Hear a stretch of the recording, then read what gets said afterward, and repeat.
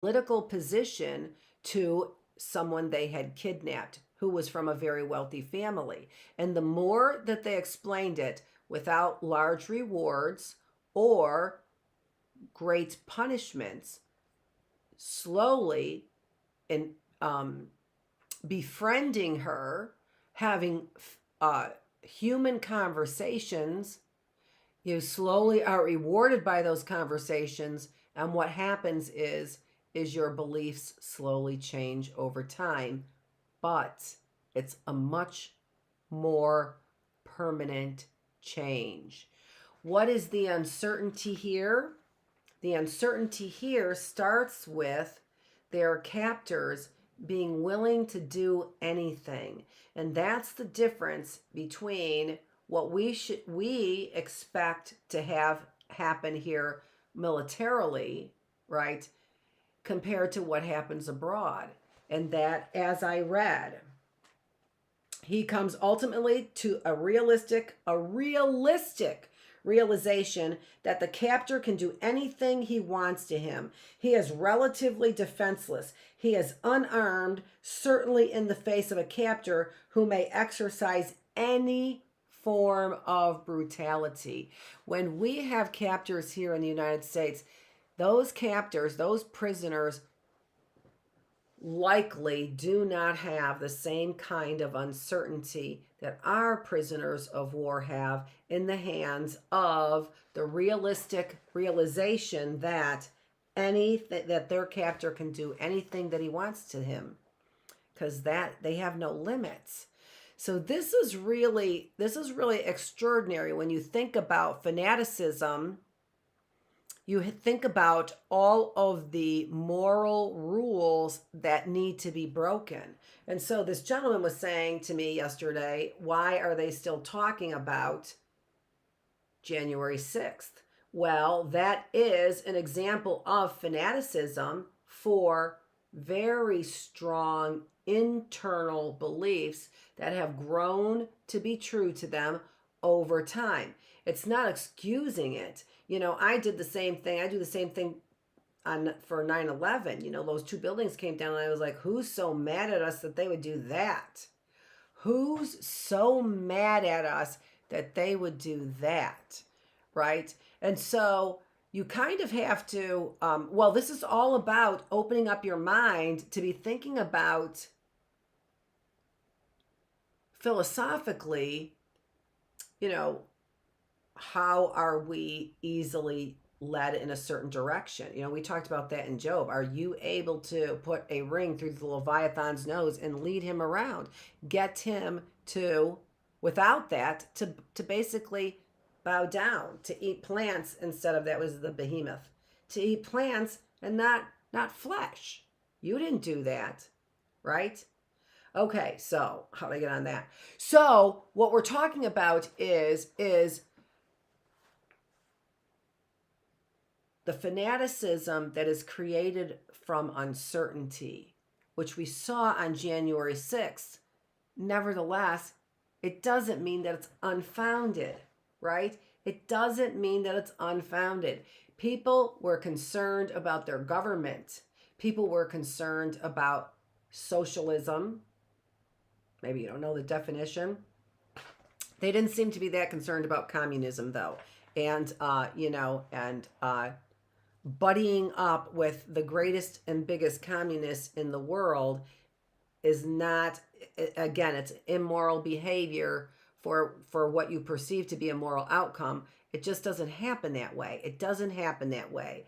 To have these kinds of changes of heart in morality, it's a slow process.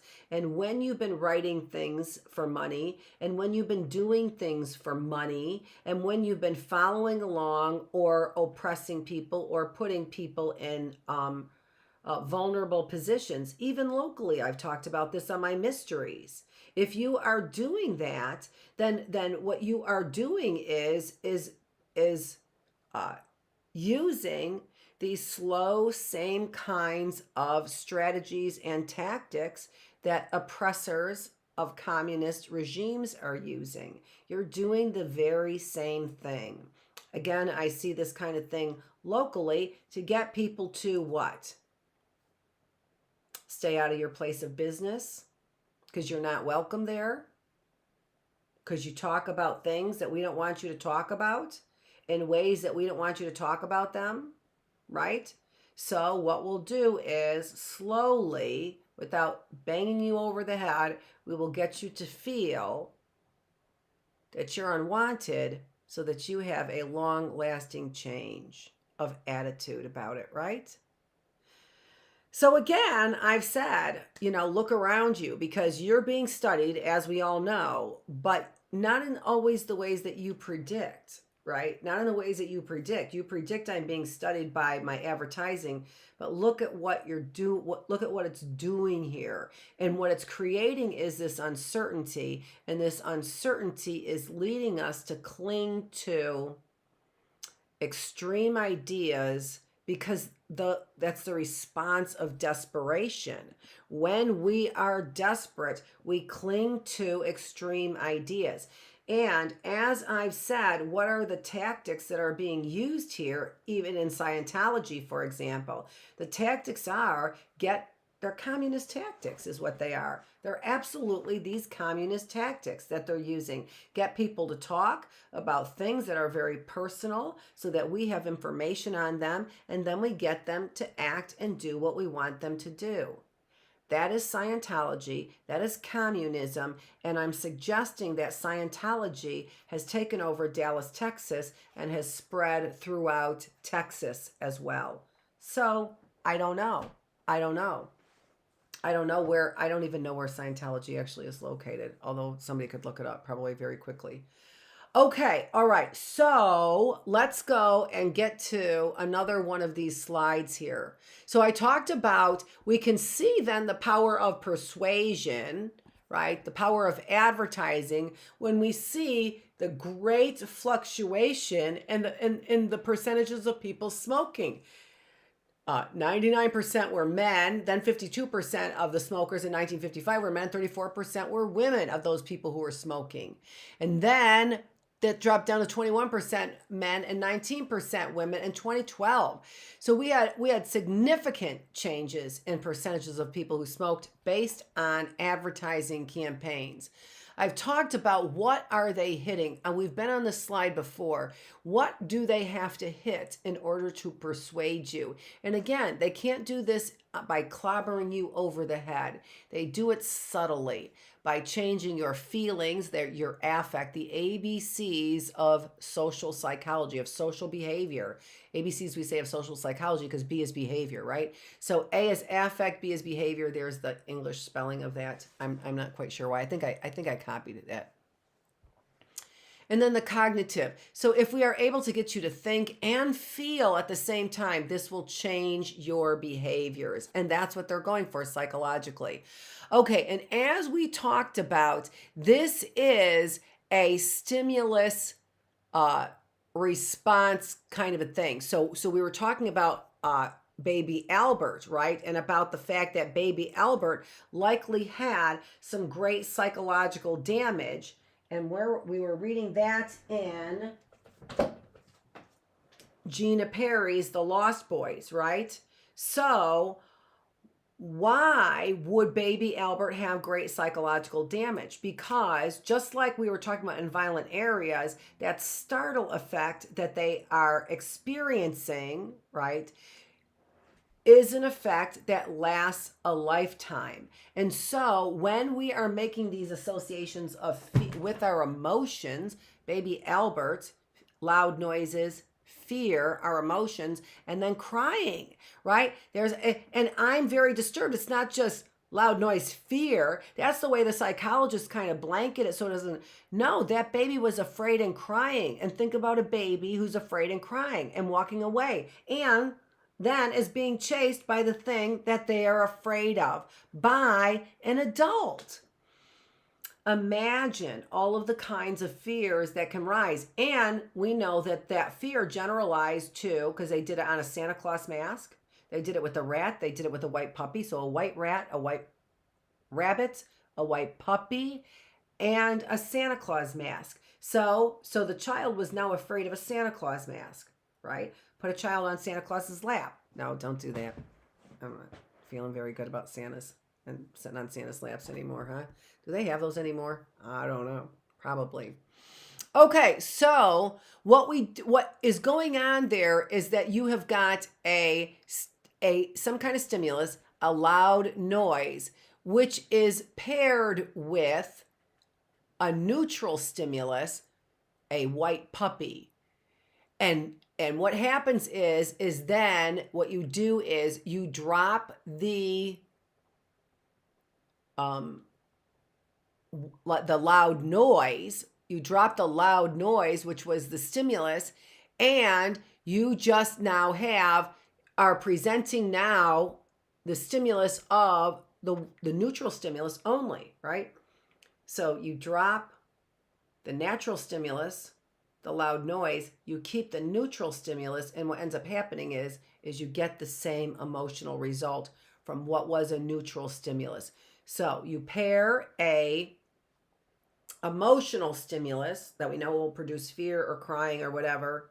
You pair that with a neutral stimulus, a white puppy that does nothing to you and you have no ideas about. And now you take away that natural stimulus, the loud noise, leave the puppy there. That was a neutral stimulus, and now you have created a fear in the white puppy by pairing it with a naturally feared stimulus, right? Okay, all right. And, that brings up an interesting question about what are some naturally feared stimuli, right? So we know fear of loud noises and fear of falling, and that's about it. So fear of spiders, a little baby infant would likely chase a spider on the floor and maybe pick it up and put it in his mouth. So not a natural, it's only, the fear comes is from, oh my gosh, right? There's a spider. Instantly, there at a very young age, an infant will be afraid of spiders. But left to no instruction, an infant would probably chase a spider across, pick it up and put it in his mouth. Ew, right? But, so that suggests that's not written in their DNA that they are afraid of spiders. But it comes very early on. Creepy crawly things, fear of creepy crawly things comes very early on. So interesting kind of stuff. That could be part of the DNA that comes later on, not immediately, because what did the child have to do? Attach to their mom early on, right? If I'm always afraid of these little things, I might not be able to attach to my mom. But as I begin to crawl, maybe there's a natural fear that unfolds in our DNA when I begin to crawl, so I stay away from and don't put bugs in my mouth. Okay, all right. Let's see what I have next.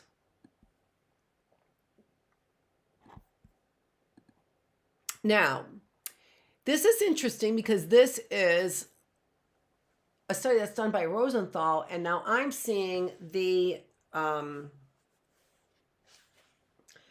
coincidence of the Pulitzer Prize winning reporter whose name is also Rosenthal.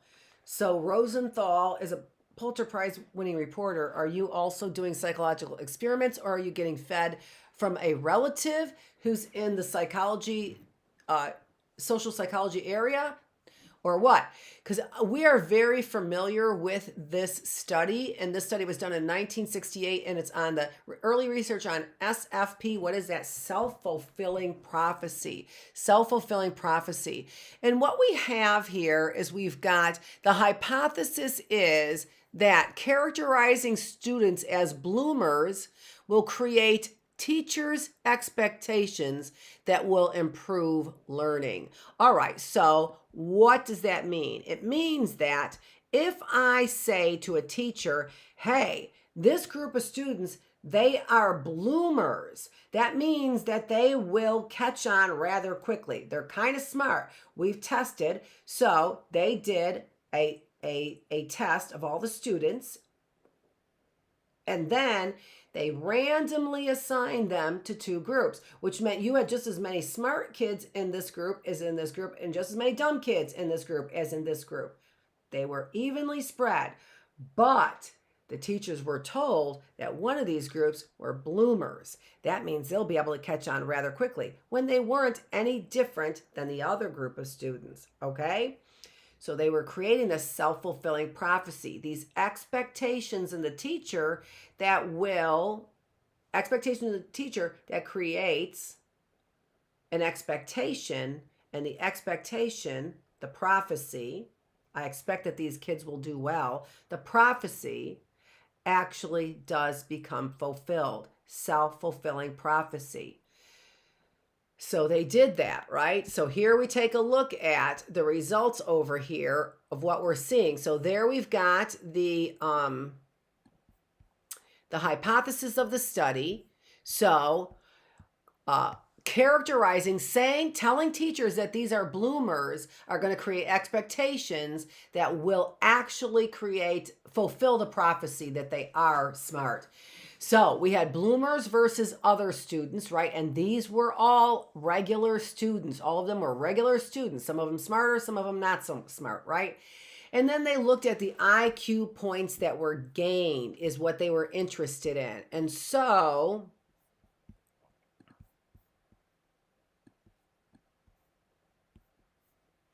what we see there, I'm trying to get it over here so I can see it. What we see there then in the green bar are the bloomers, and the yellow bar is the other students. And then we're looking at the percentage of children that gained in the first two 10 IQ points, and the second two set columns 20 IQ points, and the third two columns 30 IQ points. So the percentage of children that gained those IQ points. So I'm going to blow that up for you so you can see that a little bit better there. All right. So you can see there that the percentage of children, we've got almost 80% of the children gained 10 points of IQ and this is IQ, which is supposed to be a stable characteristic. 10 IQ points if they were in the bloomers group. Now we see that 47, 48, 49%, something like that, also gained 10 points of IQ in the other group, right? The non-bloomers group. 20 IQ points, we see about 45, 46%, about 46, 47% of the students that were considered bloomers, that were labeled bloomers but not really bloomers, they gained 20 IQ points, and approximately 21, 22% of those students that were called bloomers gained 30 IQ points. So this is research that shows, first of all, a effect which is called a self-fulfilling prophecy. If you believe it, right? If you believe that they are bloomers, it will come true. But it also demonstrates why would it come true? Why would that be true and truly happen? 30 IQ points they increased? Well, the reasoning was that when teachers believed that these students were smarter, they asked them more questions. They called on them more. They expected more, which gave them a little bit more grit. They gave the students more confidence. And it was a confidence that the students were given that allowed them to increase their IQ points. It was a self-fulfilling prophecy. And here we've got, what are we creating here? If we want to reduce that IQ, create uncertainty. And then what do we also do? Have people double down on their original crazy behaviors, fanatic behaviors, right? So if we want January 6th to double down on their behaviors, we need to create an environment that keeps them uncertain about where they are going to go, where we are politically going next, right? And if we keep that uncertainty, they are going to eventually double down on that behavior. We see it. We see, the former president who's doubling down on those behaviors despite losing, a lot. Losing a lot and losing Congress as well. What's he doing? Doubling down on his behaviors. Why? Because there's an uncertainty created there in his belief system. Okay? All right. Let's see if we've got something else. This these studies, I'm going to start with these studies when we come back, but these Barg, Chen, and Burroughs, you can take a look at those two studies. And what they were doing is, again, creating situations that would actually create a situation of kind of a self-fulfilling prophecy. People that take the cues in the environment, and when you take the cues in the environment, you act in a specific way. So when you think, if I know about advertising and I know that they're giving, sending me those messages on my phone after I just talked about it, so it doesn't affect me, it still does. So we're going to see from Barg, their 1986 extraordinary study. John Barg has just written so much on unconscious influences, how much we are influenced but unconsciously by things in our environment. This is Dr. Annette Feravich, and thank you for joining me here in the philosophical classroom. Boy, that was a lot we got through. I'm so happy that you joined me here, and challenge yourself. There were so many things. Rosenthal, that had to do with the Rosenthal New York Times. Kitty Genovese, we called it. Her name was Catherine. She was called Kitty Genovese, and look into that too, because there was something about mobsters going on there. That was really, really interesting. Her neighborhood was not a neighborhood that would call for this kind of a crime. And this kind of a crime never happened in that neighborhood, which I think was a Jewish neighborhood as well. So kind of interesting things for you to go to take a deeper dive into, that also maybe help you better understand the psychology and philosophy behind human behavior that tends to double down on these uncertainties, creating a kind of fanatic thinking, desperate fanatic kinds of thinking. This is Dr. Annette Feravich, and I am the teacher, and you are here in the classroom. Thank you so much for joining me.